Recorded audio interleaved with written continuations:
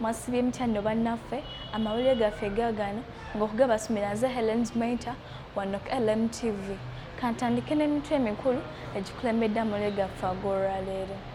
Bongedde okuyimbula abanuupu abaakwatibwa.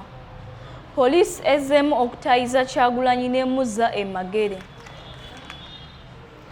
Akabinja akatta abakazi mu Lubaga ne Nankulabye katiisizza abantu. Nannyini nnyumba amututteko omusajja n'atabuka. Kamuswaga ne Muhoozi bagemeddwa korona. Maama eyakubye omwana bamuggyeeko endagabutonde. RCC wa Kampala atabuse n'omukazi addukanya Owino. Mayiga alaze ebiruma abantu mu Buganda. Pikipiki ze bakutte mu Gwaka West oluvannyuma lw'emyaka 4 zibatabudde. Yunifoomu ya traffic eyogeza baddereeva obwama.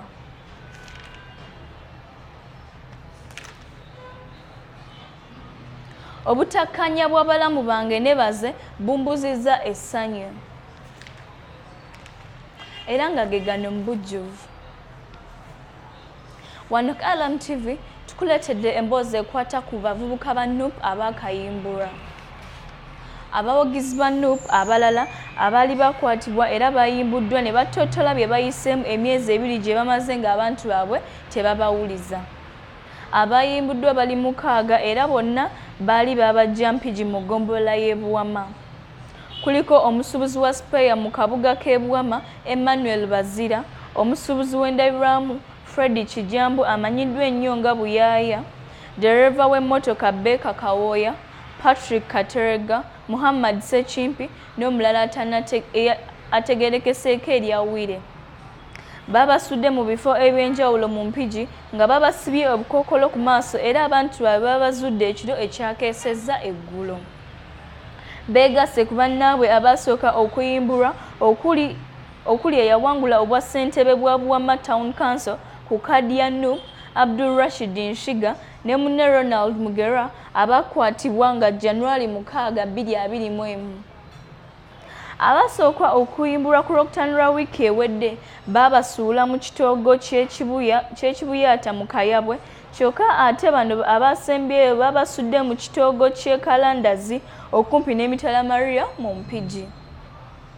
Abatuuze b'e Buwama nga bakulembeddwa ssentebe wa Mpigi omulonde Martin Sejemba ne munnamateeka Yusufu Nsibambi bakedde kweyiwa mu maka g'abayimbuddwa okubakulisa ekkomera. Mugera omu ku bayimbuddwa yalombozze engeri gye bamaze emyezi 2 nga tebamanyi biri mu nsi era nga tebalaba ku musana.